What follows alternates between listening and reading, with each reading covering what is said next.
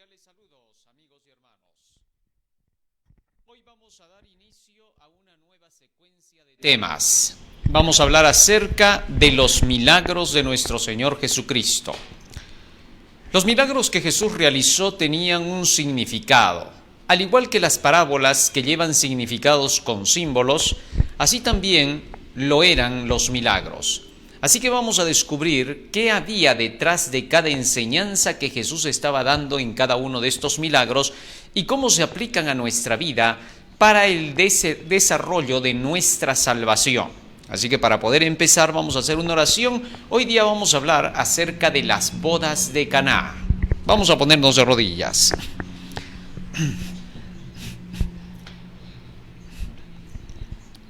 Bendito Padre que moras en los cielos, estamos agradecidos a ti porque nos das la vida y la salud.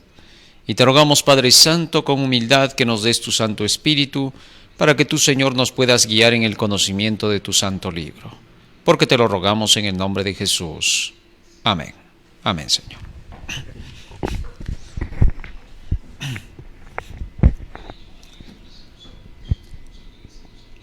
El milagro para hoy lo encontramos registrado en el libro de San Juan capítulo 2. San Juan capítulo 2.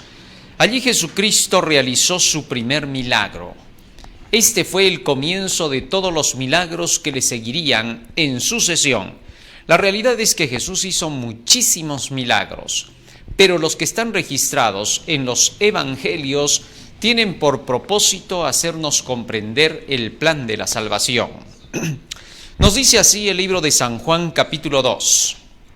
Vamos a nuestros textos bíblicos. San Juan capítulo 2 versículo 1 en adelante. Dice la Escritura: Al tercer día se hicieron unas bodas en Caná de Galilea, y estaba allí la madre de Jesús. Y fueron también invitados a las bodas Jesús y sus discípulos. Y faltando el vino, la madre de Jesús le dijo: no tienen vino. Versículo 4. Jesús le dijo: ¿qué tienes conmigo, mujer? Aún no ha venido mi hora. Su madre dijo a los que servían: haced todo lo que él os dijere. Y estaban allí 6 tinajas de piedra para agua, conforme al rito de la purificación de los judíos, en cada una de las cuales cabían 2 o 3 cántaros. Versículo 7. Jesús les dijo: llenad estas tinajas de agua, y las llenaron hasta arriba. Entonces les dijo: sacad ahora y llevadlo al maestresala, y se lo llevaron. Cuando el maestresala probó el agua hecha vino, sin saber él de dónde era, aunque lo sabían los sirvientes que habían sacado el agua, llamó al esposo, versículo 10, y le dijo: todo hombre sirve primero el buen vino, y cuando ya han bebido mucho, entonces el inferior. Mas tú has reservado el buen vino hasta ahora. Este principio de señales hizo Jesús en Caná de Galilea, y manifestó su gloria, y sus discípulos creyeron en él. Después de esto descendieron a Capernaum, él, su madre, sus hermanos y sus discípulos, y estuvieron allí no muchos días. Fíjense lo que dice el texto acá, el versículo 11. Este principio de señales hizo Jesús en Caná de Galilea, y manifestó su gloria, y sus discípulos creyeron en él. Sin duda, este fue el primer milagro que hizo Jesús.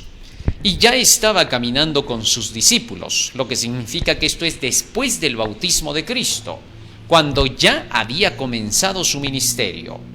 Solamente que Jesucristo le dijo a su madre: ¿qué tienes conmigo, mujer? Aún no ha llegado mi hora. No se refería a la hora de principiar su ministerio, sino a la hora de tener que sentarse en su trono como Mesías, ser reconocido, porque de esto se trataba el asunto. Todos esperaban que de una vez se manifestara Jesús como ese gran conquistador que ellos esperaban, pero todavía no había llegado ese momento. El milagro se iba a hacer para mostrar el plan de la salvación, para mostrar que el camino recién iba a comenzar. ¿De qué manera? En los símbolos y en las figuras nos vamos a dar cuenta de eso, para entender por qué esa respuesta que le dio Jesús a su madre María.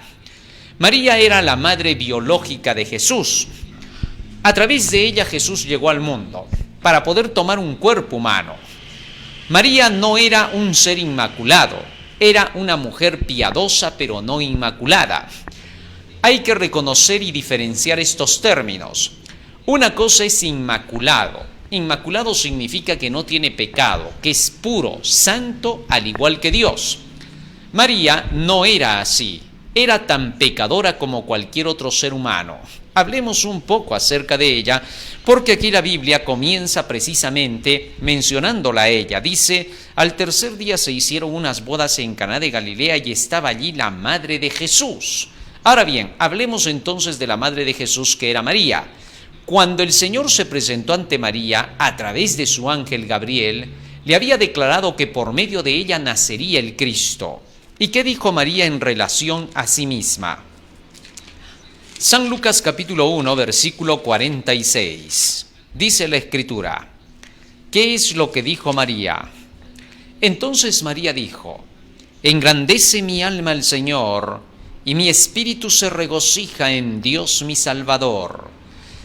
María declaraba a Dios su Salvador. Salvador significa Jesús.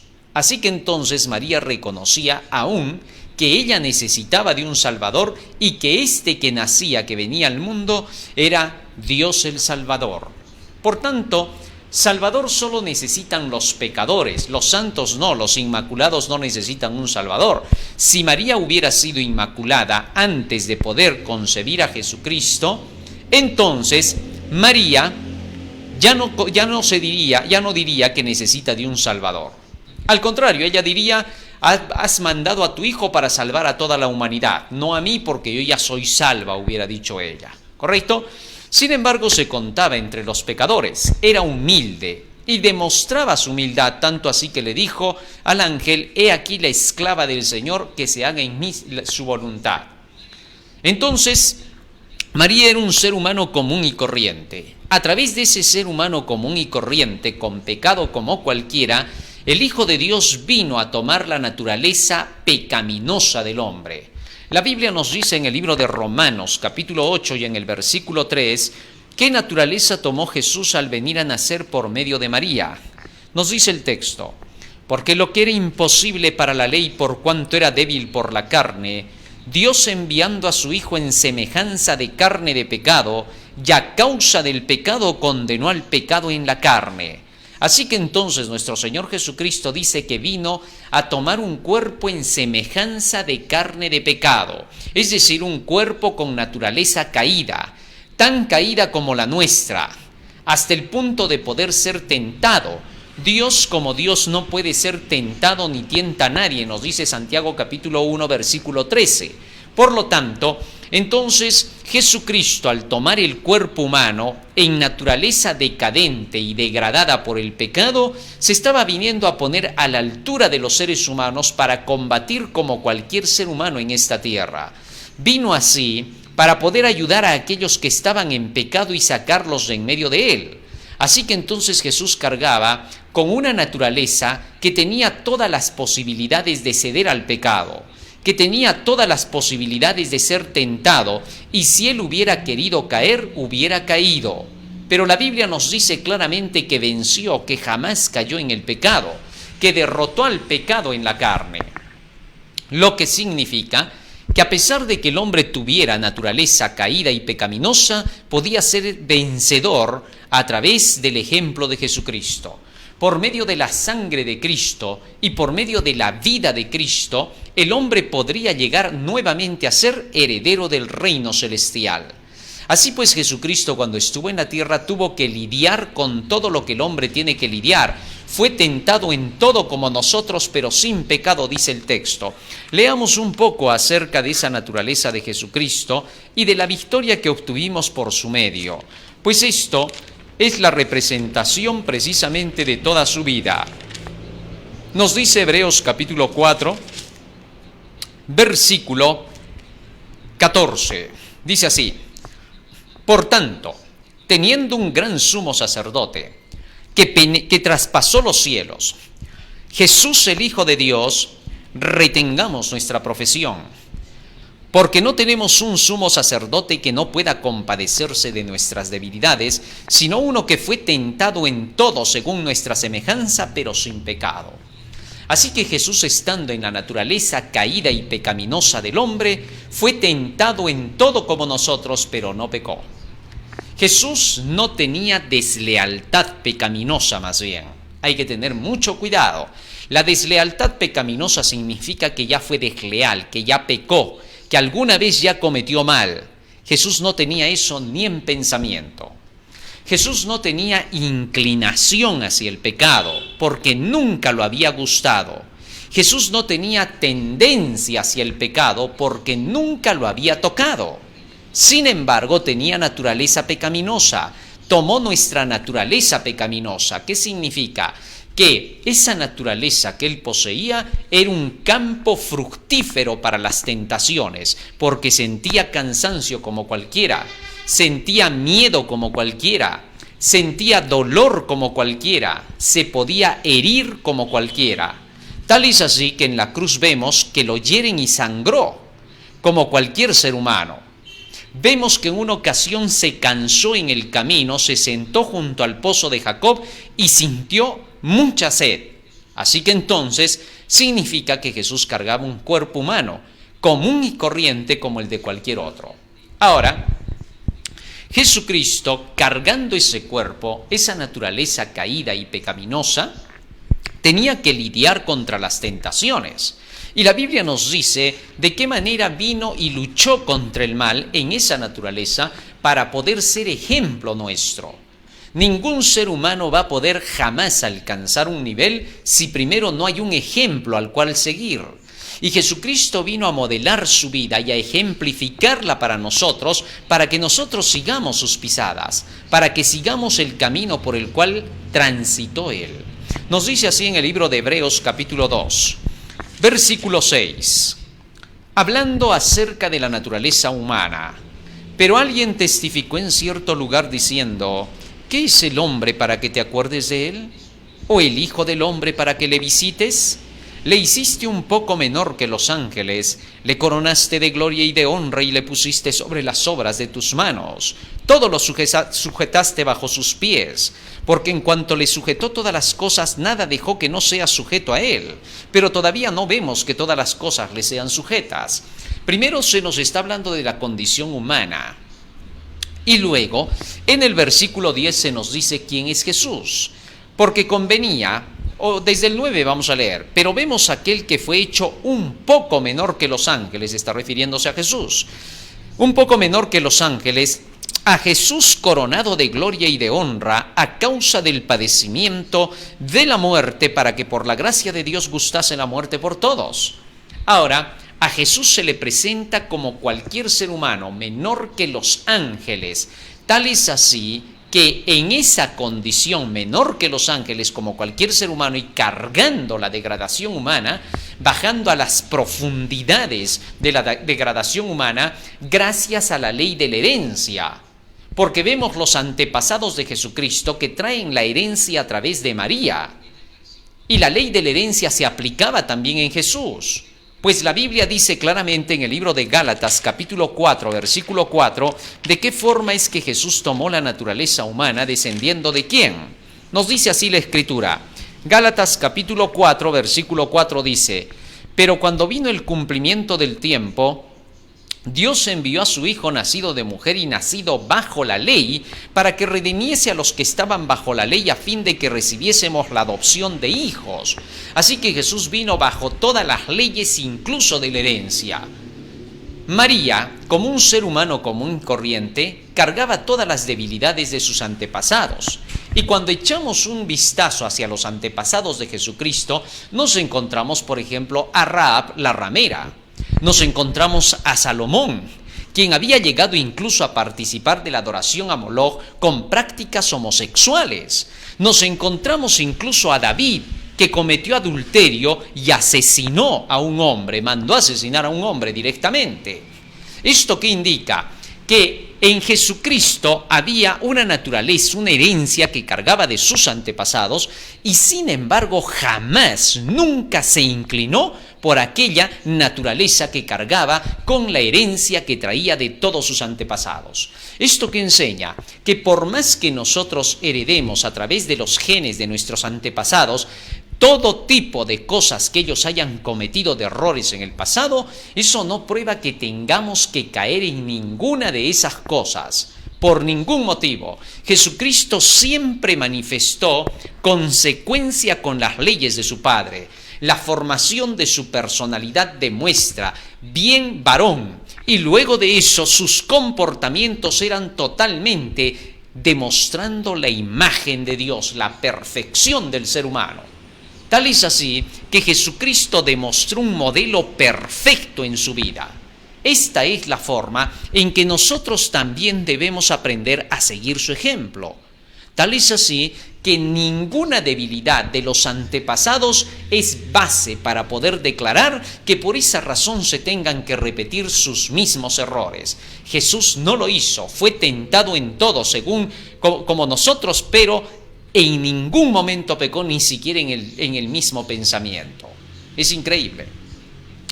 Ahora, con ese ejemplo, ¿qué cosa nos dice él? Seguimos leyendo en el libro de Hebreos, capítulo 2, acerca de Jesucristo.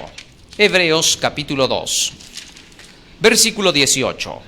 Pues en cuanto él mismo padeció siendo tentado, es poderoso para socorrer a todos los que son tentados. Así que Jesucristo, en cuanto él mismo padeció siendo tentado, era poderoso para poder socorrer a todos los que son tentados. Sin duda, cuando Jesucristo vino a luchar contra las tinieblas, lo hizo en la forma en que cualquier ser humano tiene que hacerlo. Solamente que había aquí algo que diferenciaba al Hijo de Dios con nosotros. ¿En qué? Vamos a ver. Resulta que Jesús, como tenía la parte divina, era 100 veces más tentado que cualquiera de nosotros. O sea, vino con una desventaja incluso sobre nosotros. ¿Cuál era su desventaja? Ser un Dios a la vez que un hombre. Era 100% Dios y era 100% hombre.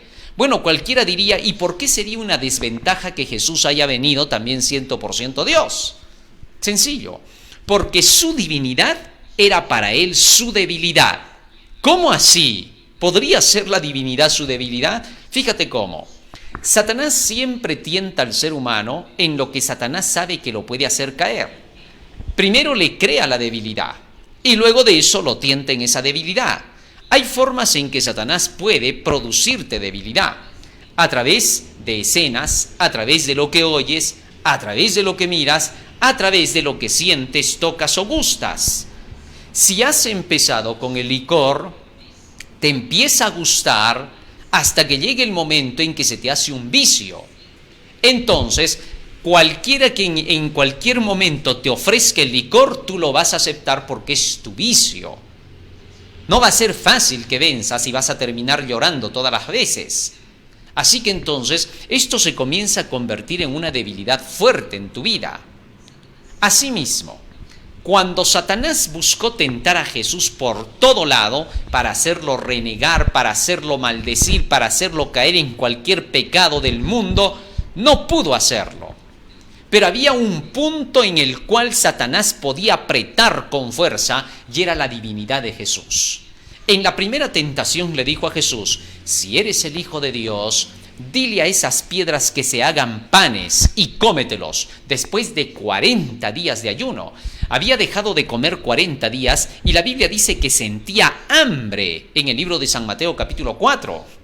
Tal es así que entonces en medio de su hambre, Satanás se aproximó a tentar a Jesucristo y le señaló las piedras que parecían panes y le dijo, si eres el Hijo de Dios, convierte esas piedras en pan. Sin duda Jesús, siendo el Hijo de Dios, teniendo la divinidad y pudiendo realizar un milagro en su favor, tuvo que resistir eso. Si Satanás te tienta a ti para que tú te hagas rico a ti mismo, si Satanás te tienta a ti para que tú salgas de tus problemas por ti mismo, si Satanás te tienta a ti para que tú te cures a ti mismo, no vas a poderlo hacer. ¿Por qué? Porque sencilla y llanamente tú no eres Dios. Entonces, tentarte para que tú utilices un poder sobrehumano va a perder su tiempo. Él solamente puede tentarte en aquello que tú puedes lograr hacer como ser humano. En este caso, Jesús, como Dios que era, podía convertir esas piedras en pan. El tener que contenerse para no tener que convertir esas piedras en pan y cumplir los 40 días del ayuno para vencer en el apetito donde Adán cayó, tuvo que ser una tremenda tentación para Jesús. Así que entonces, para Jesús era 100 veces más difícil tener que soportar la tentación. El solo hecho de que Satanás lo viniera a tentar ya era un choque terrible para Jesús. ¿Cómo podía atreverse este ángel que en el cielo se postraba de rodillas en adoración a Jesús, a Dios? ¿Cómo podía ahora venir todo atrevido a decirle, si eres el Hijo de Dios, convierte estas piedras en pan? ¿Cómo podía cargarlo y llevarlo hasta el pináculo del templo y decirle, lánzate, que tu Padre ha dicho que te va a proteger? ¿Cómo podía ofrecerle a Jesús los tesoros del mundo y decirle, póstrate ante mí? Sin duda, que Jesús haya tenido que aceptar este tipo de tentación de parte del enemigo, de parte de aquel que era un ser creado por él, era bastante fuerte. En el cielo los ángeles se postran frente a Jesucristo y siempre lo hicieron desde el principio del mundo. En el cielo todos los ángeles lo miran con reverencia y que ahora al venir en su humillación de ser humano a la tierra y tener que aguantarse y soportar que aquel ser a quien él creó se le quiera subir encima, sin duda que era una tentación bastante dura para alguien que fue el rey del cielo hasta ese momento y que vino a tomar la forma humana para humillarse. Entonces, en medio de esas tentaciones, Jesucristo contenía su poder. Constantemente Satanás lo estaba invitando a utilizar su poder hasta la cruz. A través de aquellos seres impíos que lo habían mandado a la cruz a Jesucristo, los dirigentes judíos de Israel, vinieron estos dirigentes y al igual que Satanás al principio cuando le dijo, si eres el Hijo de Dios, convierte las piedras en pan, ahora le decían, si eres el Hijo de Dios, bájate de la cruz, queremos verte, a ver si en verdad eres el Hijo de Dios o no. Eran los mismos poderes satánicos que habían estado en el desierto, los que estaban ahora frente a la cruz para invitar a Jesús a que renunciara a la salvación del hombre. La tentación de Jesucristo y sus tentaciones fueron tan, pero tan reales como cualquier tentación que el ser humano tiene, solo que con 100 veces más poder de intensidad. Hay personas que a veces dicen, tendrías que estar en mis zapatos para entenderme. Pero sin duda, en el caso de Jesucristo, Él estuvo en los zapatos de todos. No solamente estuvo en los zapatos de uno, estuvo en los zapatos de todos los seres humanos para poder salvarlos, para poder rescatarlos. ¿Entiendes lo que es eso? Eso dice mucho. Tal es así que Jesús tuvo que resistir como todos tenemos que resistir, dándonos el ejemplo de la victoria, y logró darnos la victoria. Porque gracias ahora que Jesucristo venció en esas tentaciones, podemos tener la esperanza de que nosotros también podemos vencer. Muy bien. Así entonces, Jesús en su naturaleza humana, al nacer de María, había venido cargando todas las debilidades humanas. María, siendo su madre, fue puesta especialmente por Dios para que tuviera que criarlo a su hijo. Ahora María era una mujer piadosa, repito como dije al principio, porque era una mujer que buscaba hacer la voluntad de Dios. Por eso es que le dijo, he aquí la esclava del Señor, hágase en mí tu voluntad. Eso demostraba que María era sumamente obediente a todos los preceptos divinos en todo lo que se le iba pidiendo, a pesar de sus imperfecciones humanas. Siendo así, María ahora tenía que conducir a Jesús a través de las enseñanzas de la palabra. Nos dice el libro de San Lucas, capítulo 2, versículo 52, cómo instruía a Jesús. Y Jesús crecía en sabiduría y en estatura y en gracia para con Dios y los hombres. Así que entonces Jesús era educado en la sabiduría del Padre, es decir, en la palabra del Señor, y obviamente María se encargaba de hacer ese tipo de educación, porque Dios puso a esta mujer que era educada en la verdad de Dios a fin de que hiciera lo mismo con Jesús. Sin duda, siendo María una persona que conocía de las Escrituras y temerosa de Dios, sabía muy bien lo que decían las Escrituras en el libro de Proverbios, en el capítulo 22 y en el versículo 6. Nos dice la Escritura: instruye al niño en su camino, y aun cuando fuere viejo no se apartará de él. Así que aquí, en estas palabras, el sabio Salomón enseñaba que había que instruir a todos los niños en su camino desde pequeñitos para que, aun cuando llegaran a ser viejos, no se apartaran jamás de la senda de Dios. Y eso es precisamente lo que María estaba haciendo con Jesús. Tenía que instruirlo y enseñarle el camino, porque aunque Jesús era el Hijo de Dios y aunque era un ser perfecto, eso no indicaba que no tenía que aprender de las Escrituras para mantenerse perfecto. Recordemos que en el cielo Satanás salió de las manos del Creador perfecto, pero el momento que dejó de seguir las leyes de Dios, las enseñanzas de Dios, se acabó su perfección. Olvidó que la perfección se basaba en mantenerse en la obediencia a los mandamientos de la ley de Dios. Pues el texto dice en Salmo 119:1, bienaventurados los perfectos de camino, los que andan en la ley de Jehová. O sea que para mantenerse en la perfección se tiene que estar en los mandamientos de Dios. Tal es así que Jesucristo se mantuvo en esa perfección por las enseñanzas de la palabra de Dios. Fíjate lo que dice la Biblia. ¿Cómo es que se mantuvo en la perfección Jesús? Libro de Hebreos, capítulo 5, versículos 7 y 8. Fíjate lo que dice ahí. Y Cristo en los días de su carne, ofreciendo ruegos y súplicas con gran clamor y lágrimas al que le podía librar de la muerte, fue oído a causa de su temor reverente, y aunque era hijo, por lo que padeció, aprendió la obediencia, y habiendo sido perfeccionado, vino a ser autor de eterna salvación para todos los que le obedecen. Así que entonces Jesucristo, a pesar de que era un ser perfecto, debía de ser más perfeccionado cada vez a través de las enseñanzas de la palabra y la obediencia. O sea, su perfección estaba supeditada a mantenerse en la obediencia. El día que Jesús dejara de obedecer, dejaba de ser perfecto, al igual que Lucifer cuando cayó en el cielo. Muy bien, teniendo eso en cuenta, como María instruía a Jesucristo y lo conducía por el camino del Señor, María, como cualquier ser humano, pues cometía errores. Y cometió un primer error. Lo vemos en el libro de San Lucas. En una ocasión Jesucristo fue junto con su madre y José hasta Jerusalén, como era costumbre para el tiempo de la Pascua. ¿Y qué pasó? Iban sus padres todos los años a Jerusalén a la fiesta de la Pascua, dice Lucas 2:41. Y cuando tuvo 12 años, subieron a Jerusalén conforme a la costumbre de la fiesta. Al regresar ellos, acabada la fiesta, se quedó el niño Jesús en Jerusalén, sin que lo supiesen José y su madre. Y pensando que estaba entre la compañía, anduvieron camino de un día, y le buscaban entre los parientes y los conocidos.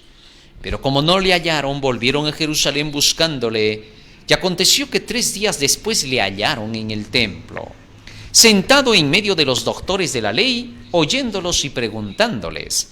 Y todos los que le oían se maravillaban de su inteligencia y de sus respuestas.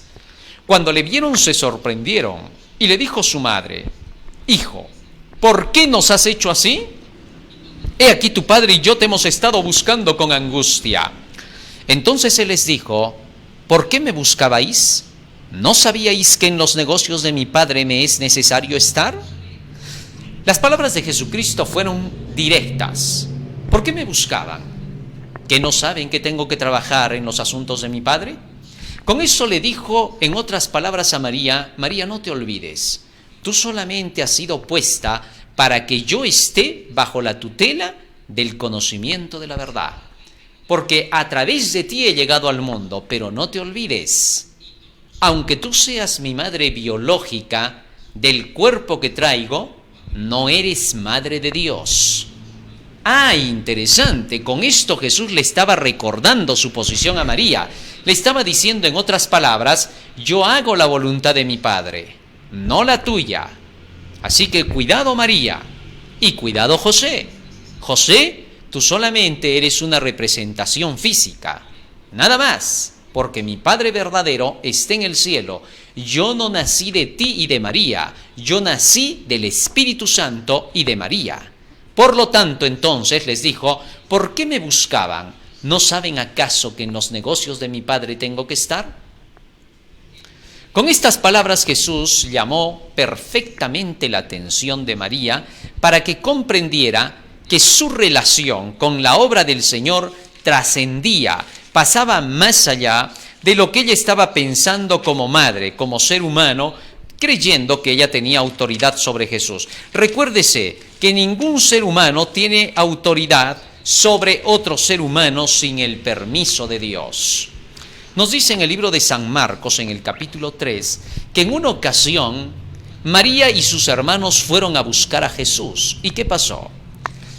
San Marcos capítulo 3, versículo 31. Vienen después sus hermanos y su madre, y quedándose afuera enviaron a llamarle. Y la gente que estaba sentada alrededor de él, de Jesús, le dijo, tu madre y tus hermanos están afuera, y te buscan. Y él respondiendo dijo, ¿quién es mi madre y mis hermanos? Y mirando a los que estaban sentados alrededor de él, dijo, he aquí mi madre y mis hermanos. Porque todo aquel que hace la voluntad de Dios es mi hermano y mi hermana y mi madre. Interesante la forma en que Jesús estaba ahora expresándose. Inmediatamente que le dijeron, tu madre y tus hermanos están acá y te están llamando, Jesucristo volteó la escena y dijo, momentito, mi madre y mis hermanos son estos que están acá, los que hacen la voluntad de mi Padre. En ningún momento quería con eso negar su filiación con María, simplemente que estaba recordándoles que su madre y sus hermanos no podían determinar lo que él tenía que hacer. María y sus hermanos estaban siendo ahora movidos por la influencia de aquellos sacerdotes que querían frenar la obra de Jesús. E iban para poderle llamar la atención a Jesús y decirle que por qué estaba yendo en contra de los dirigentes. Y es que ellos, los dirigentes, trataban de querer ponerlo en división juntamente con su madre y sus hermanos. Pero no lo lograron porque finalmente, y aunque por un tiempo sus hermanos mismos estaban en oposición a él, finalmente estos terminaron trabajando con él. ¡Qué maravilloso! El hecho es de que la palabra del Señor nos muestra entonces que María en ocasiones olvidaba que Jesús era el Hijo de Dios y que solo su Padre podía conducirle la vida a Jesús. Jesús había declarado, he hecho la voluntad de mi Padre y permanezco en su amor, he guardado los mandamientos de mi Padre, San Juan capítulo 15, versículo 10. Y en esta ocasión, en las bodas de Caná, María nuevamente estaba queriendo actuar de esa manera.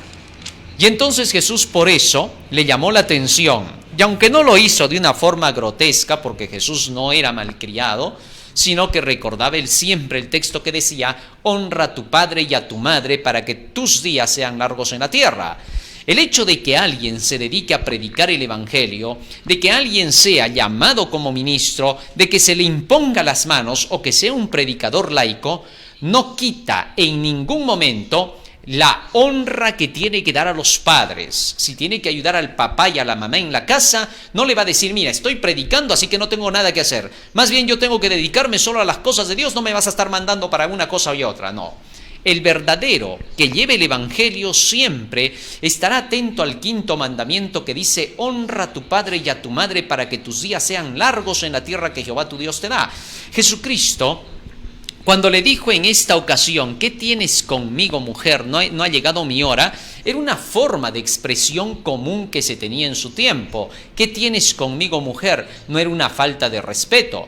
Acuérdate que cuando estaba Cristo en la cruz, ya en el último momento, y se acercó Juan con María, le dijo, mujer, he ahí a tu hijo. Y a él, a Juan, le dijo, he ahí a tu madre. Otra vez volvió a repetir la misma forma de expresión y nadie lo condenó por eso, por decir esas palabras, porque esa era la forma en que se utilizaba la frase mujer. Eso no le quitaba en ningún momento la honra por su madre. Así que entonces, cuando le dijo en esta ocasión que tienes conmigo mujer, no ha llegado mi hora, le estaba diciendo en otras palabras, yo ando de acuerdo con todas las señales, profecías del Antiguo Testamento en relación con la obra del Mesías. Así que voy a actuar cuando llegue el momento de actuar y voy a hacer cuando llegue el momento de hacer. No obstante, en ningún momento dejó de contestar la oración de María, para que se dejara notar que Jesús siempre contesta nuestras oraciones, que no nos deja de lado.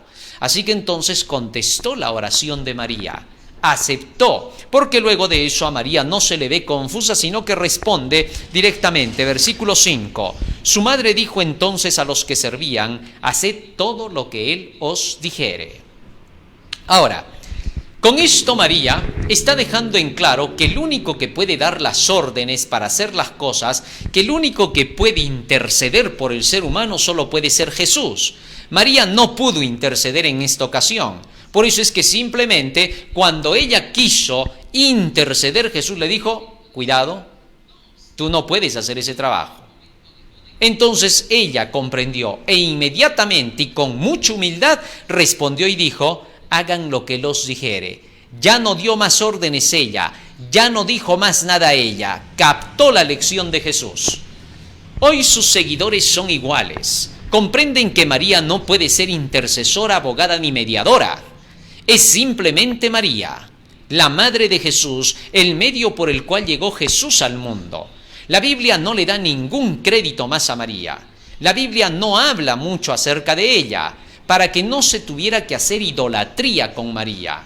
Desgraciadamente, a través del tiempo, los movimientos religiosos han querido hacer prevalecer el nombre de María más que el de Jesucristo. La Iglesia Católica Romana ha tomado a María como que fuese un símbolo muy especial, al cual la Biblia no le da ese lugar. La Biblia nos dice acerca del mediador Jesucristo lo siguiente. Primera de Timoteo capítulo 2. Eso no resta jamás el lugar de María ni el reconocimiento que se tenga de que ha sido una mujer piadosa que hizo la voluntad del Señor y que por eso Dios la escogió para poder enviar a su Hijo a través de ella. Así que debemos de tener también cuidado por ese lado. El respeto hacia ella solo puede ser el seguir el ejemplo de ella. Más de eso no podemos hacer porque era un ser humano tan pecador como cualquiera. No hay justo ni aun uno, dice el texto bíblico, refiriéndose, incluyendo a María más. ¿Correcto? Cuando se le dice bendita tú entre todas las mujeres, también se dijo eso de Jael. En tiempos pasados, en el libro de Jueces, capítulo 5 hasta el capítulo 8, encontramos acerca de Jael, que era mujer de Sísara, de quien se dijo, bendita tú entre las mujeres, porque Jael había llegado a ser una obra en favor del pueblo del Señor. Así que no es la única de quien se dice, bendita tú entre todas las mujeres. Ahora, teniendo eso en cuenta, 1 de Timoteo capítulo 2 nos dice así el versículo 4 y 5. El cual quiere que todos los hombres sean salvos y vengan al conocimiento de la verdad. Porque hay un solo Dios y un solo mediador entre Dios y los hombres, Jesucristo hombre. Así que entonces a Jesús se le pone como el único mediador entre Dios y los hombres. No hay otros mediadores. María no es mediadora, no puede alcanzar ese nivel porque no pudo dar la vida en la cruz del Calvario como Jesús lo ha hecho. Un mediador solo puede ser alguien que pueda presentarse ante el Padre presentando su sangre como garantía del perdón de los pecados por el ser humano. María no puede presentar su sangre, jamás murió por nosotros, no dio su vida por nosotros, no derramó su sangre por nosotros, no puede haber sangre de la intercesión a través de ella. Tendría que haber sido crucificada. Primera de Juan capítulo 2 versículo 1, también la Biblia nos dice que el trabajo de abogado de Jesús solamente lo puede llevar él. Hijitos míos, dice el versículo 1, estas cosas os escribo para que no pequéis. Y si alguno hubiere pecado, abogado tenemos para con el Padre a Jesucristo el justo. De manera que el único abogado que tenemos ante el Padre es Jesucristo el justo. Después de todos los seres humanos no se dicen justos. No hay nadie justo, ni aun uno, dice Romanos 3:10. Así que entonces, teniendo esto en cuenta, Jesús es el único abogado, mediador e intercesor en favor del hombre. Él vive para interceder por nosotros. De María no se dice en ningún texto bíblico que ella pueda vivir para interceder por nosotros. Teniendo eso en cuenta, entonces Jesús oyó la oración y la plegaria de María e hizo lo que María le pidió para mostrar que Él siempre está dispuesto a escuchar nuestras oraciones y podernos atender. Atendió la voz de su madre. El hogar siempre es el primero en ser atendido. Antes que atender a los de afuera, primero atendemos a los de adentro. Ellos son primordiales para nosotros. El apóstol Pablo dice que cualquiera que no se ocupa primero de su casa es peor que un hereje. Así que entonces Jesucristo hizo caso de la voz de su madre para poder llevar a cabo este primer milagro. Así que entonces en esto María estaba siendo favorecida porque se estaba haciendo un milagro, y el primer milagro todavía en favor de esa madre piadosa que condujo a Jesucristo por el camino correcto para que el mundo pudiera tener un ejemplo en él. ¿Y qué sucedió? Versículo 6. Y estaban allí 6 tinajas de piedra para agua, conforme al rito de la purificación de los judíos, en cada una de las cuales cabían 2 o 3 cántaros. El rito de la purificación. Los judíos tenían una costumbre, y era la de poner 6 cántaros. Había que lavarse en ellos, 6 tinajas. Había que lavarse en ellos las manos cada vez que había que hacer una purificación.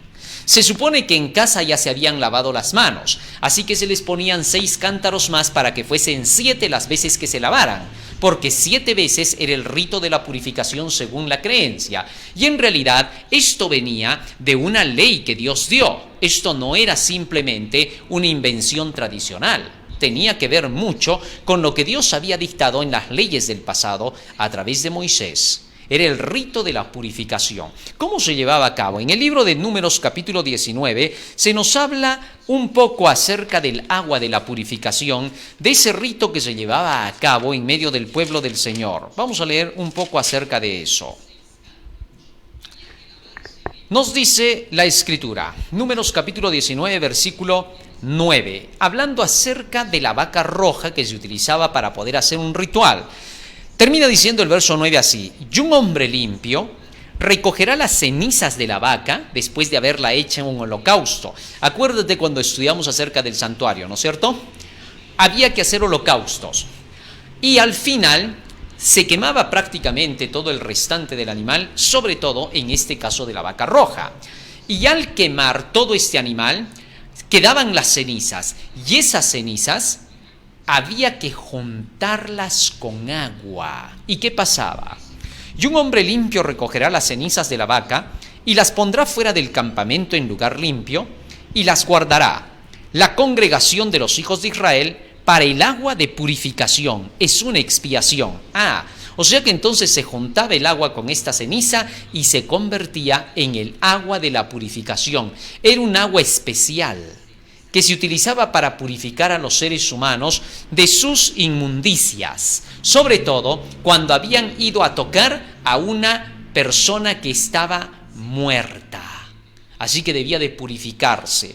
Pero aunque esta agua purificaba a la persona de una forma de la conciencia, porque tenía que obedecer así el mandamiento de Dios, no la purificaba de la parte física de sus acciones. Así que solo era un símbolo. Vamos a ver cómo. Versículo 10. Y el que recogió las cenizas de la vaca lavará sus vestidos y será inmundo hasta la noche. Fíjate lo que dice, será inmundo hasta la noche. Y será estatuto perpetuo para los hijos de Israel y para el extranjero que mora entre ellos. A pesar de que se lavaba con el agua de la purificación, todavía seguía inmundo hasta la noche.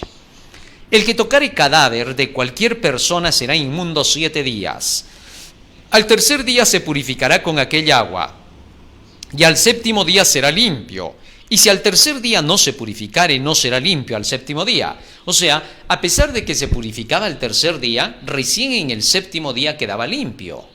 O sea, había un tiempo, un periodo. Primero se bañaba con el agua y luego pasaban los días hasta que llegaba el séptimo día, número perfecto, la totalidad de la vida de la persona, y recién quedaba purificado. Séptimo día. Sigue diciendo, versículo 13. Todo aquel que tocare cadáver de cualquier persona y no se purificare, el tabernáculo de Jehová contaminó, y aquella persona será cortada de Israel, por cuanto el agua de la purificación no fue rociada sobre él, inmundo será, y su inmundicia será sobre él. Esta es la ley para cuando alguno muera en la tienda. Cualquiera que entre en la tienda y todo el que esté en ella será inmundo 7 días. Y toda vasija abierta cuya tapa no esté bien ajustada será inmunda. Así que entonces esto era parte de las leyes rituales del Antiguo Testamento. Y dice aquí que cualquier persona que tocara un cadáver quedaba entonces inmunda y debía de ser purificada con esta agua de la purificación. Ahora bien, las personas, se lavaban las manos en el agua de la purificación, se lavaban los pies, se lavaban la cara, se bañaban todo el cuerpo. Esto era un símbolo para el futuro de lo que sería el bautismo. Lavarse en el agua de la purificación, lavarse en las aguas del bautismo. ¿Cómo? Muriendo a sus pecados, muriendo a su inmundicia para vivir una vida de limpieza. No obstante, el bautismo te podía salvar en el sentido simbólico, pero no te salvaba en el sentido real. Es decir, no quitaba la contaminación de tus malas acciones de la carne, solamente quitaba la contaminación de tu conciencia. Es decir, que desde ese momento, cuando tú recibes el bautismo, tu conciencia comienza ahora a pensar en el cambio completo que se tiene que hacer en tu vida. Por eso es que el apóstol Pedro, cuando nos habla del bautismo, nos dice lo siguiente. Primera de Pedro, capítulo 3, versículo 21. El bautismo que corresponde a esto ahora nos salva, entre paréntesis, no quitando las inmundicias de la carne, es decir, solo de la conciencia, sino como una aspiración de una buena conciencia hacia Dios por la resurrección de Jesucristo. Hay personas que piensan que cuando se bautizan ya están salvadas, que ya se van derechitas al cielo, que por gracia están salvas y que de allí en adelante sus acciones no tienen nada que hacer con su salvación. Mentira, Señor. El texto bíblico está siendo claro. Simplemente es una forma simbólica que se utiliza el bautismo como un mandamiento más para la salvación. Tal es así que cuando una persona es bautizada, simplemente está manifestando la limpieza de su conciencia. Y el texto bíblico dice, no quitando las inmundicias de la carne. Eso quiere decir que después de que te bautizas, todavía queda un camino más. ¿Cuál? Apartarte por completo del pecado y obtener victoria para poder hacer la voluntad de Dios. Así que una vez que tú entras al camino de Dios con el bautismo, recién has comenzado el camino que te va a llevar hacia la salvación. Es ahí donde tú tienes que empezar a obedecer los mandamientos, apartarte de los malos caminos para llegar a cumplir con la voluntad de Dios que le sea agradable y perfecta. ¡Qué maravilloso! Capítulo 2 de Primera de Pedro nos dice así el verso 1. Desechando pues toda malicia, todo engaño, hipocresía, envidias y todas las detracciones, desead como niños recién nacidos la leche espiritual no adulterada, para que por ella crezcáis para salvación. Así que entonces, después de que somos bautizados, hay que recibir la palabra del Señor, la leche no adulterada, para crecer en la salvación. Interesante. O sea, tenemos que ir recién por ese camino de la salvación y solo cuando Cristo venga por segunda vez podremos decir salvo para siempre salvo. Hebreos capítulo 9 nos dice el texto bíblico, versículo 28. Así también Cristo fue ofrecido una sola vez para llevar los pecados de muchos y aparecerá por segunda vez sin relación con el pecado para salvar a los que le esperan. Así se cumple el texto que dice, el que persevere hasta el fin, ese será salvo. Sé fiel hasta la muerte y yo te daré la corona de la vida. Así que hay que ser fiel hasta la muerte todavía para poder alcanzar la salvación. La salvación tiene un proceso. Romanos capítulo 6, versículo 22 nos dice cómo es el proceso. Escucha bien lo que dice aquí el texto bíblico. Sí, porque hay muchos que piensan que la salvación solo es que aceptaste a Jesús, pediste el perdón de tus pecados y ya estás salvado. No, Señor. Acá dice otra cosa. Romanos 6, 22 dice, mas ahora que habéis sido libertados del pecado, es decir, perdonados por la sangre de Jesucristo y hechos siervos de Dios, tenéis por vuestro fruto la santificación. Después de ser perdonados, ahora somos hechos siervos de Dios, es decir, gente obediente a Dios.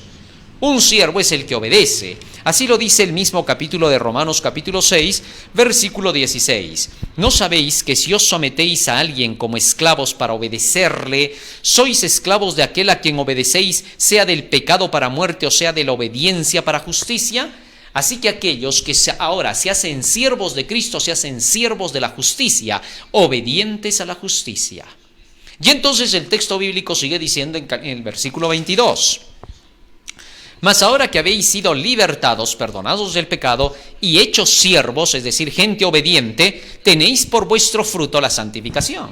Aquellos que se hacen siervos, se hacen obedientes a la ley de Dios, a los preceptos de Dios, a la palabra de Dios, van a ver que el fruto de eso es la santificación.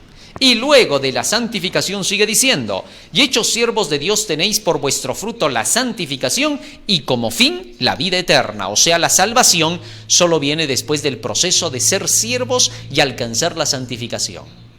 Muchos han tratado de descartar esta posibilidad y piensan que después de bautizada la persona puede pecar y no pasa nada y puede volver atrás y ya está salvada por gracia. Eso no enseña la Biblia.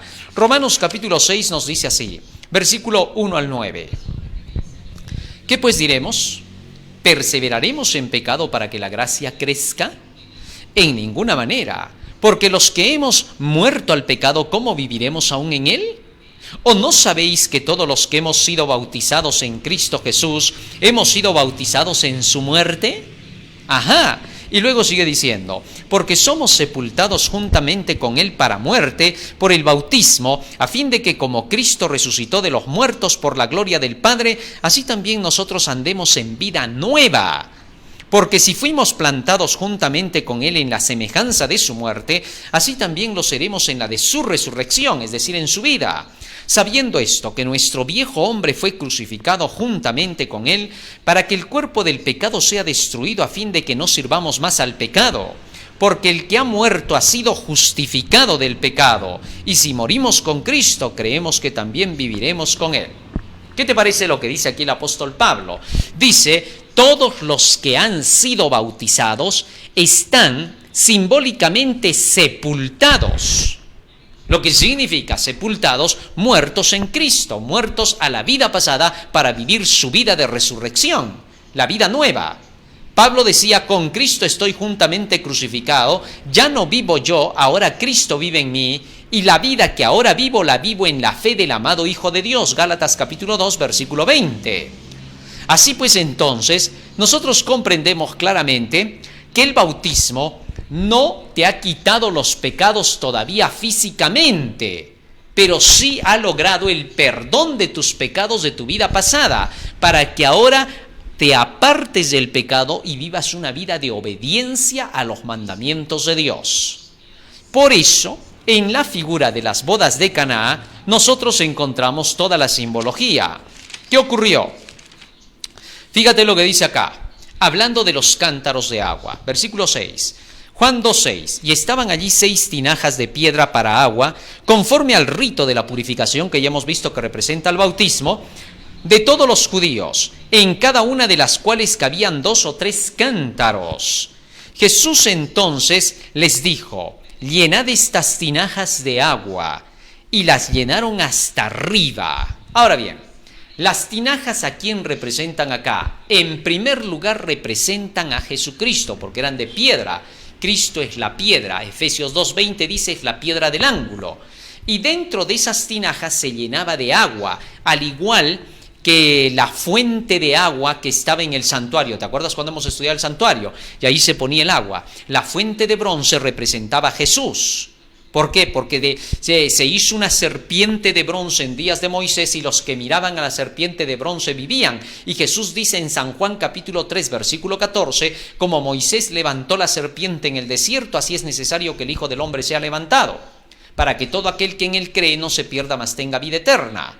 Así pues entonces, Jesucristo ahora representaba la tinaja de piedra, cada una de estas tinajas, y en ellas se vertía el agua. Así que somos bautizados en Jesucristo, hasta que cope, dice la tinaja, para que el hombre pueda ser totalmente sepultado en el agua, en la tumba líquida, donde dejará prácticamente todos sus pecados de la vida pasada. todo lo que fue hasta allí, renunciando en su conciencia a lo malo. Así que entonces se limpia su conciencia para iniciar una vida de limpieza de las malas acciones de su vida, para obedecer todos los mandamientos de Dios que se le vaya dando de allí en adelante. ¡Qué maravilloso! Ahora, más aún dice, en el momento que se echó el agua en las tinajas, cuando la persona es bautizada, luego dice que el agua pasó por un proceso milagroso. ¿Cuál fue? Versículo 7. Jesús les dijo, llenad estas tinajas de agua, y las llenaron hasta arriba. Versículo 8. Entonces les dijo, sacad ahora y llevadlo al maestresala, es decir, al que pruebe el vino para saber si es bueno. Y se lo llevaron. Cuando el maestresala probó el agua hecha vino, sin saber él de dónde era, aunque lo sabían los sirvientes que habían sacado el agua, llamó al esposo y le dijo, todo hombre sirve primero el buen vino, y cuando ya han bebido mucho, entonces el inferior. Mas tú has reservado el buen vino hasta ahora. Ahora entonces dice que cuando llevaron el vino al maestresala, el maestresala probó el vino y era de la mejor calidad. Sin duda el vino que Jesús había hecho en ese momento era vino nuevo. Ya él había hablado, ¿te acuerdas en una ocasión cuando hemos hablado de la parábola del vino nuevo en odre viejo y del vino nuevo en odre nuevo? Vino nuevo se le llama al vino que recién está preparado, no fermentado. Jesús había preparado vino nuevo.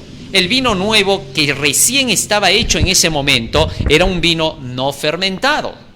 No era añejo. Jesús no sacó y les dijo, vayan a romper por ahí algunos barriles y de ahí saquen el vino. No, no hizo así el milagro.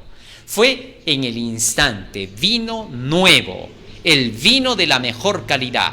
Por tanto, entonces era vino no fermentado, más que demostrado, no era añejo, no era pasado. Y entonces, cuando lo llevaron al maestresala, inmediatamente ya no era agua, sino era vino.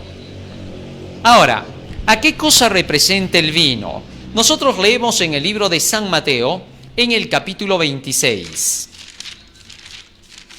En la ocasión de la última cena, Jesús dijo lo siguiente. San Mateo, capítulo 26, versículo 26. Dice, y mientras comían, tomó Jesús el pan y bendijo su trabajo y ministerio. Al inicio de su ministerio utilizó el vino para poder compartirlo con todos los que estaban en la fiesta de bodas. Y ahora, hacia el final de su ministerio, volvía a compartir el vino que representaba su sangre. Por tanto, Jesús les dijo, tomad este vino que es la sangre del nuevo pacto que será derramada por vosotros. Por tanto, entonces, esta sangre, este vino en el que se convirtió el agua, representa a la sangre de Jesucristo para el perdón de nuestros pecados. Luego de que somos bautizados, nosotros ahora necesitamos de esa sangre de Jesucristo para poder mantenernos limpios del pecado.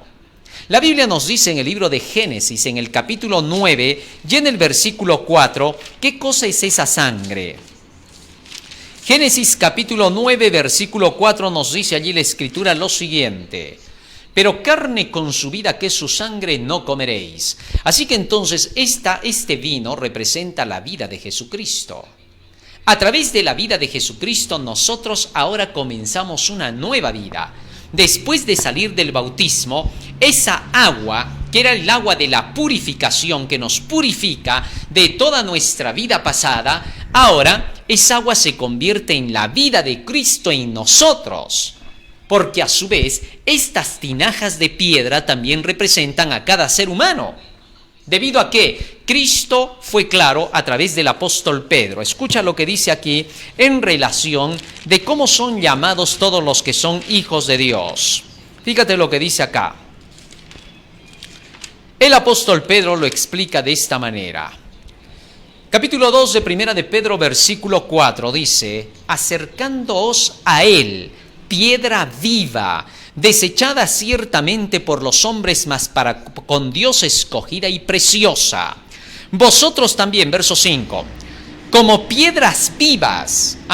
Fíjate lo que está diciendo de nosotros ahora. Vosotros también, Como piedras vivas, sed edificados como casa espiritual y sacerdocio santo para ofrecer sacrificios espirituales aceptables a Dios por medio de Jesucristo.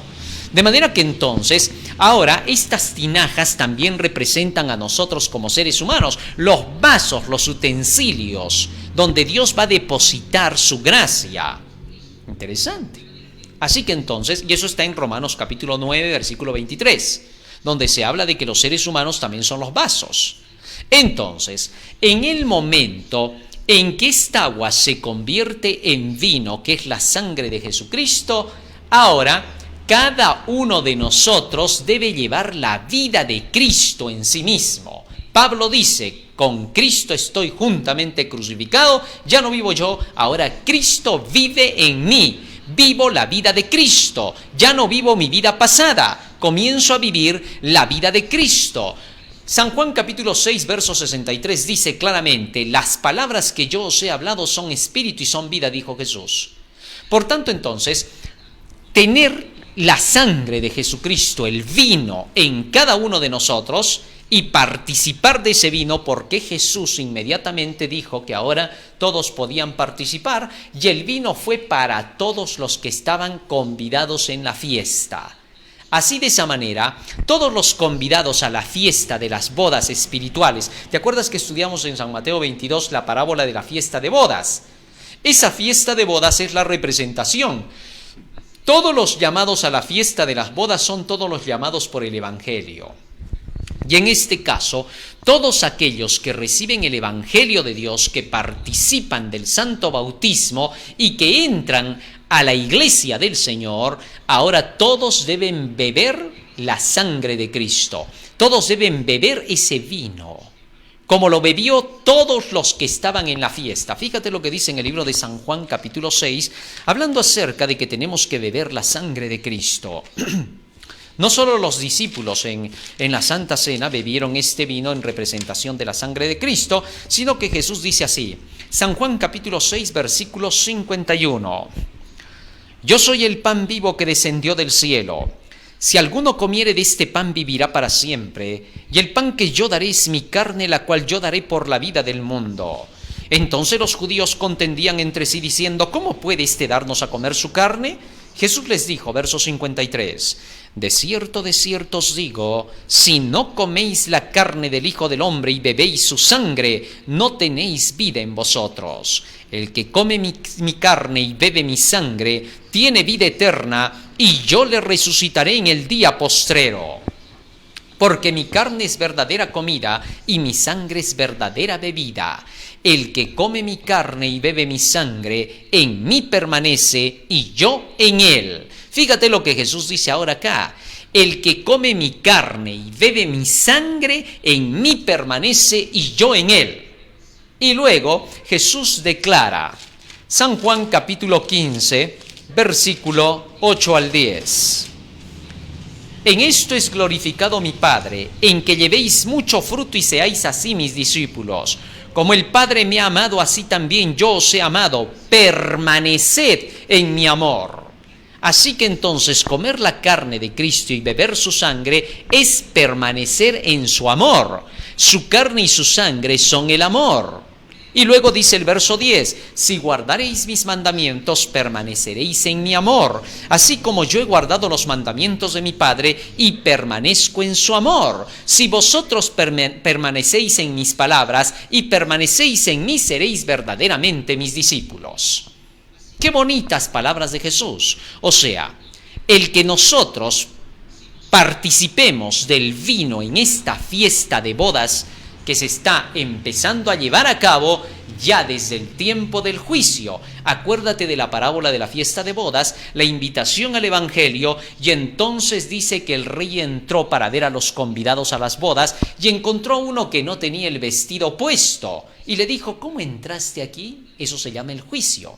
Así que entonces, en esta enseñanza de Jesucristo, se muestra que todos los que van a entrar a la fiesta de bodas, a la hora del juicio, van a tener que hacerlo después de haber pasado por el bautismo y haber recibido el vino para la vida de Cristo dentro de nosotros. Y solo cuando recibimos ese vino que representa su sangre para la limpieza de nuestros pecados, recién podemos ser limpiados por la sangre de Jesucristo para perdón de pecados y restauración de nuestras almas. Nos dice el libro de Primera de Juan, capítulo 1, acerca de esto lo siguiente. Primera de Juan, capítulo 1, versículo 9 dice: si confesamos nuestros pecados, Él es fiel y justo para perdonar nuestros pecados y limpiarnos de toda maldad. Así que entonces el Señor con el perdón de los pecados nos limpia de toda maldad. Y sigue diciendo más así, versículo 7. Pero si andamos en luz como Él está en luz, versículo 6, si decimos que tenemos comunión con Él y andamos en tinieblas, mentimos y no practicamos la verdad. Pero si andamos en luz como Él está en luz, tenemos comunión unos con otros y la sangre de Jesucristo, su Hijo, nos limpia de todo pecado. Así que por la sangre de Jesucristo somos limpios de todo pecado. Luego dice en el libro de los Salmos, Salmo 119, versículo 9, lo siguiente: ¿cómo somos limpiados? Escúchalo bien. Salmo 119, 9. ¿Con qué limpiará el joven su camino? Con guardar tu palabra. ¿Con qué limpiará el joven su camino? ¿Cómo somos limpios? Cuando guardamos la palabra. Versículo 11. En mi corazón he guardado tus dichos para no pecar contra ti. Cuando sus palabras están en nuestra mente, corazón, entonces estas nos evitan pecar contra Él. Hijitos míos, estas cosas os escribo para que no pequéis. Así que la palabra del Señor es la que nos va a limpiar, nos va a santificar. Santifícalos en tu verdad, tu palabra es la verdad. San Juan 17, 17. San Juan capítulo 15, versículo 3, Jesucristo dijo lo siguiente. San Juan capítulo 15, versículo 3. Ya vosotros estáis limpios por la palabra que os he hablado. Y en el libro de Efesios, en el capítulo 5, nos dice así el apóstol Pablo. Libro de Efesios, capítulo 5, versículo 25 y 26. Maridos, amad a vuestras mujeres así como Cristo amó a la iglesia y se entregó a sí mismo por ella, para santificarla, habiéndola purificado en el lavacro del agua por la palabra. Así que el agua de la purificación viene a ser toda la palabra del Señor, y somos purificados a través de toda la obra de redención hecha por Jesucristo, el perdón de nuestros pecados, el bautismo en Jesucristo y la transformación de nuestras almas por el vino de su vida. ¡Qué maravilloso! Y de esa manera se cumplió lo que dice en el libro de San Juan, el milagro de las bodas de Caná, lo que significa que Jesús puede seguir haciendo un milagro en nuestras vidas, transformarnos por su gracia, hacer que cada uno de nosotros podamos ser limpios por la palabra de Jesús. Todo este milagro se realizó porque Jesús lo dijo. Les dijo a los hombres: pongan el agua en las tinajas. Y aunque los seres humanos trajeron el agua, era la palabra de Jesucristo la que logró la transformación del agua en vino. Así también, aunque aquí se realice el bautismo en el agua común a través de seres humanos, eso no quita el hecho de que por la palabra de Jesucristo comenzamos una nueva vida hacia la santificación, la limpieza de nuestras almas por el perdón de los pecados hecho por la sangre de Jesucristo y la transformación de nuestras vidas por la sangre de Jesucristo. Y termina diciendo entonces este milagro. Versículo 11. Este principio de señales hizo Jesús en Caná de Galilea y manifestó su gloria, y sus discípulos creyeron en él. Después de esto, descendieron a Capernaum, él, su madre, sus hermanos y sus discípulos, y estuvieron allí no muchos días. Vamos a pedirle a nuestro Señor Jesús que Él nos ayude para que cada vez su palabra siga haciendo milagros en nuestras vidas. Porque la palabra de Jesús lo dice, por eso se hace. Él dice y es hecho, Él manda y existe. Por tanto, desde el momento en que Jesús da una orden, la transformación se hace realidad. No tenemos por qué pensarlo dos veces. Jesús dice algo en su palabra, ese algo se hará realidad en nuestra vida. Llenémonos de la palabra de Dios. Dejemos que sea la palabra, el vino de Dios, el que haga la transformación. Vamos a pedirle de rodillas en oración a Jesús que esto pueda ser una realidad para nosotros. Bendito Padre que moras en los cielos, te agradecemos, Señor, por tus palabras, por habernos dado el conocimiento de tu verdad en el día de hoy. Te rogamos que nos ayudes a ponerlas por obra, que éstas sean el motor que impulse nuestras acciones, para que cada día, Señor, podamos representarte con el conocimiento de tu verdad. En tus manos nos encomendamos, para que tú nos guíes e ilumines cada día y que nos puedas hacer aptos delante de tu presencia, porque te lo rogamos en el nombre de Jesús. Amén. Amén, Señor. Amén. Muy bien, querido hermano, hoy hemos aprendido una lección más, un milagro de Jesucristo. En los próximos días vamos a seguir profundizando en ellos. No te olvides, estamos a punto ya de comenzar la semana de oración. Así que corre la voz porque tenemos una super semana de oración de medio año. Todos los años, en cada medio año, realizamos semanas de oración. Así que esta semana de oración es una semana totalmente profética en relación con la actualidad de nuestro tiempo. Estamos viviendo en tiempos finales. ¿Qué hay detrás de todo esto que está ocurriendo en el mundo? Vamos a hablar acerca de temas sumamente importantes, señales del fin, señales que anuncian que ya estamos viviendo en el fin del tiempo. Vamos a hablar acerca de cómo el mundo se está preparando para buscar un nuevo orden del mundo donde va a haber una gran confrontación de poderes.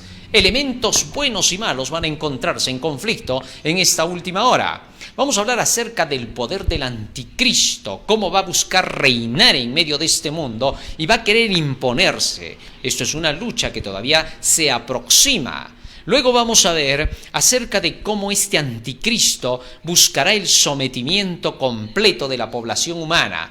Pero para esos días el verdadero Cristo implantará un reino que nunca jamás será destruido. Y luego descubriremos cómo será ese reino glorioso de Jesucristo. Así que son temas sumamente importantes. Corre la voz, pasa la voz a tus amigos, comparte a través de todos los canales para que ellos conozcan esta verdad. Y si es posible, pon una pantalla allí en tu casa, invita a tus amigos ahora, mientras todavía se puede hacer la obra, y haz que todos vean a través de esa pantalla el mensaje que estaremos comunicando y que estaremos utilizando todo tipo de imágenes, todo tipo de filminas para poder llegar a la gente y películas en relación con las cosas que están aconteciendo y las que están por acontecer. Así que no te olvides que estamos en Face, estamos en Twitter, estamos en YouTube, canal El Último Llamado Divino. Estamos también a través del hashtag del Último Llamado Divino y Departamento de Publicaciones del Tercer Ángel del Último Llamado Divino y la AUA, Asociación de Universitarios Adventistas del Último Llamado Divino. Estamos en YouTube, 9:03 de la tarde, Daniel y el Apocalipsis. Estamos a través del magazine de Buena Fuente, Daniel y Apocalipsis, Radio Líder, 5 de la tarde, con milagros y enseñanzas de nuestro Señor Jesucristo, en AM 1240, FM 987. Dios te bendiga, querido hermano. Amén.